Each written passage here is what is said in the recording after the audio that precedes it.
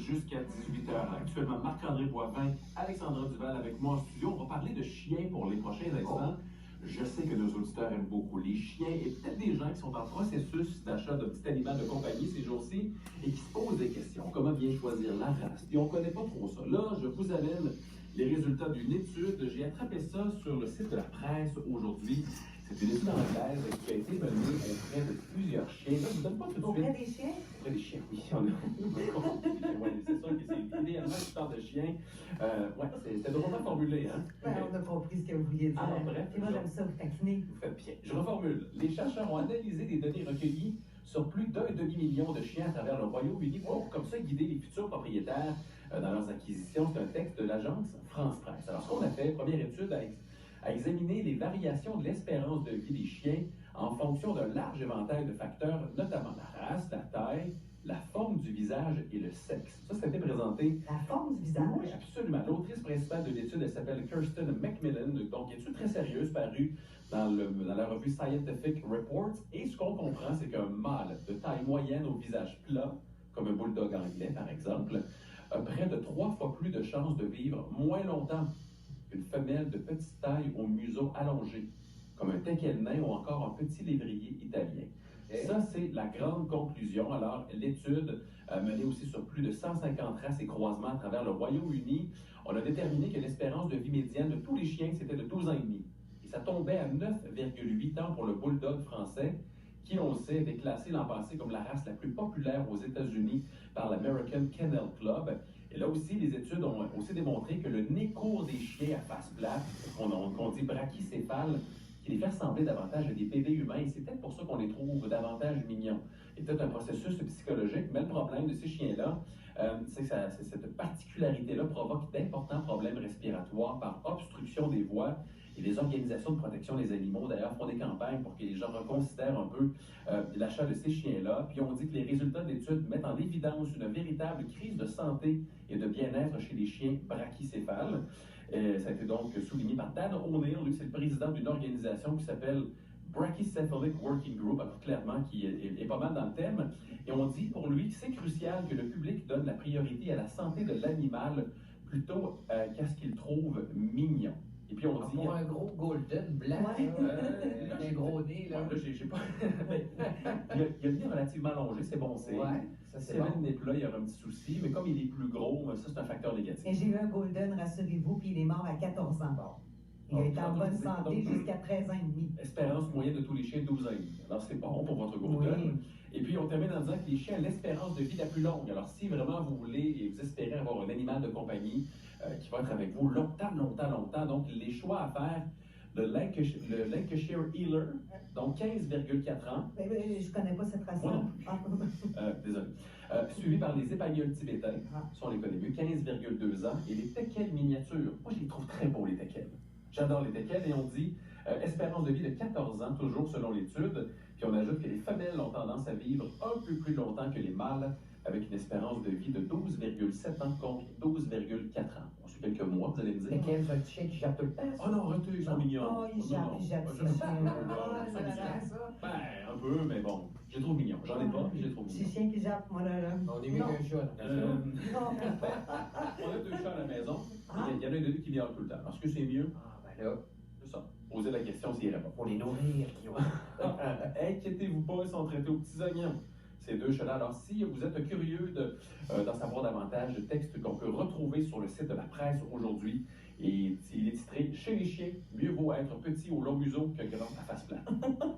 ça j'aime le titre. Et c'est la conclusion aussi. Alors, vous saurez tout grâce à nous. Ah, ça peut aider à faire un choix. Ah, ben oui. En tout cas, du moins à considérer certains facteurs.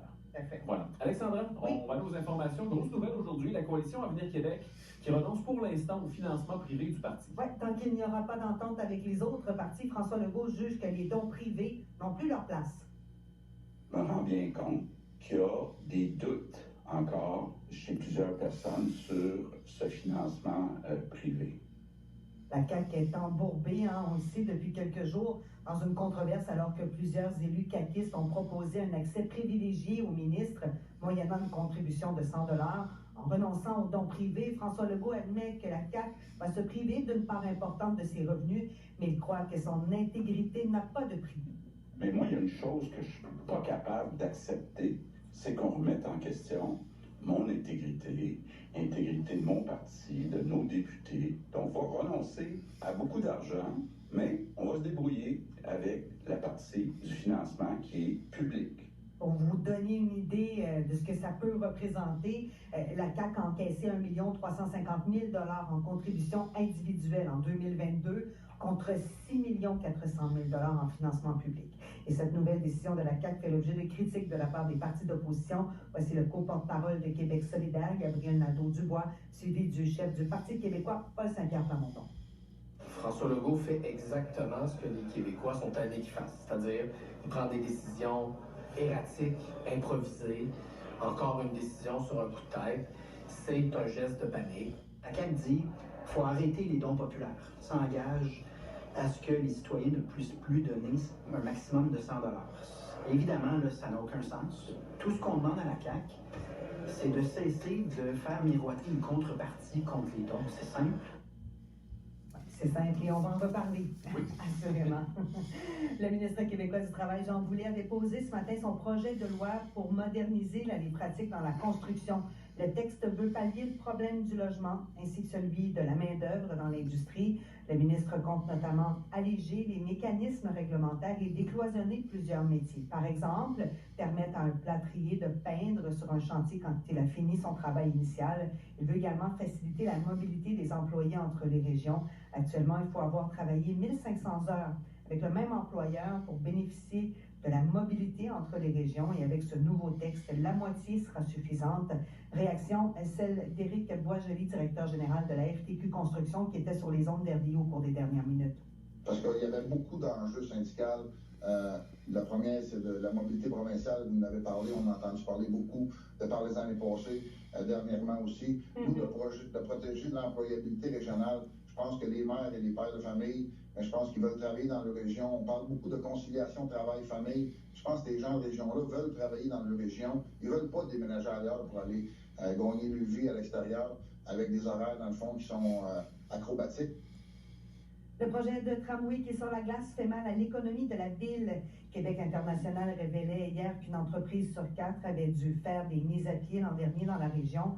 La région a aussi la plus faible croissance économique au pays. La pause de 6 mois pendant que la Caisse de dépôt et de placement du Québec mène son étude sur la mobilité dans la région nuit à l'économie. Et le maire de Québec, Bruno Marchand, est inquiet des retards engendrés par la suite. On vous avait dit au départ qu'il y avait pour 1,5 milliard autour du projet de transport structurant, d'investissement privé. Et ça, c'est il y a quelques années. Et nos calculs récents nous amènent à dire que c'est facilement le double et le triple. C'est sûr que c'est lié à l'économie. C'est pas juste lié à la confiance, c'est pas juste lié à quelque chose de stimulant, c'est pas juste lié à quelque chose de notre région avance, puis et ça va donner des résultats, c'est lié à l'économie. Maintenant, Ottawa reporte jusqu'en 2027 l'élargissement de l'admissibilité à l'aide médicale à mourir aux personnes qui souffrent de maladies mentales graves et chroniques. Le changement prendrait donc effet après les élections prévues pour 2025. Le gouvernement libéral appuie ainsi les recommandations d'un comité des communes, là, vous le savez, qui s'est penché sur le sujet. Le comité juge que les professionnels de la santé ne sont pas tous en mesure de faire la différence entre une personne admissible à l'aide médicale à mourir pour des raisons de santé mentale et une autre qui pourrait nourrir des idées suicidaires. L'acte d'accusation des 5 anciens joueurs d'équipe Canada Junior est maintenant connu. Les 5 joueurs se sont donc rendus à la police en lien avec cette présumée agression sexuelle survenue à London en juin 2018. Et selon les documents judiciaires que la CBC a épluchés, Michael McLeod devra faire face à 2 chefs d'accusation en matière d'agression sexuelle. Les 4 autres joueurs, eux, font face à une accusation d'agression sexuelle chacun. Les joueurs doivent comparaître pour la première fois lundi au palais de justice de London. Il y a les autorités aussi qui doivent faire le point lors d'une conférence de presse également lundi à 14h. Si on est cynique un peu, on va dire tout juste après le match des étoiles de la Ligue nationale de hockey. Ouais. Ça vous parle Qui est cynique ici, je sais pas. Hein. Je rajouterai rien. Non, c'est correct. Nouveau rejet d'entente de principe des agents de bord de l'entreprise Air Transat. Alors, pour la 2e fois, la proposition de l'employeur en vue du renouvellement de la convention collective a été rejetée par les employés. Le litige principal, rappelez-vous, porte sur la rémunération des heures de travail au sol, c'est-à-dire avant les décollages et après les atterrissages. Près de 95% des syndiqués se sont donc dotés d'un autre mandat de grève, mais aucune date n'a encore été fixée quant à son déclenchement. Et en terminant, au Proche-Orient, le Hamas confirme avoir reçu la proposition de trêve écrite par des représentants américains, israéliens, qataris, égyptiens également la semaine dernière. Le groupe a donné des signes positifs face à une pause humanitaire qui permettrait l'échange d'otages israéliens et de prisonniers palestiniens selon les autorités du Qatar. Par ailleurs, Israël affirme avoir démantelé la brigade du Hamas à Han Younes et compte poursuivre son offensive militaire vers le sud de la bande de Gaza. Merci beaucoup, Alexandra. À tout à l'heure. Marc-André, je pense que je suis amnésique. Accident, sortie de route. Je m'en vais tranquillement. Oui. Du frère Montmorency, on va régler ça, ce problème de mémoire-là. Avec l'âge, ça n'ignore pas.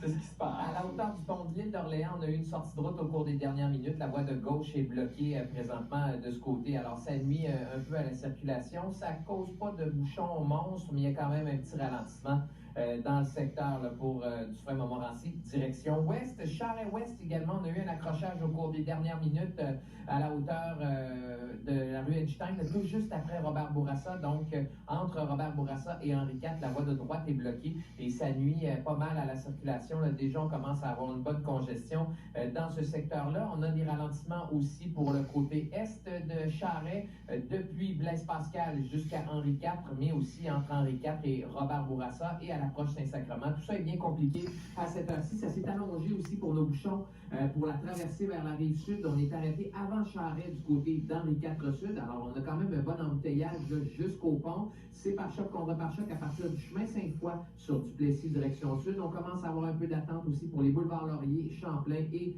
chemin Saint-Louis. Et 20 ouest, là aussi, ça s'est alourdi pas mal au cours des dernières minutes. Alors, à partir de la rivière des Coutures jusqu'à l'avenue Taniata, on a certainement un 6 km de congestion de ce côté. Et Marc-André, on a reçu un texto pour ce qui se passe sur la route 279 à Saint-Charles.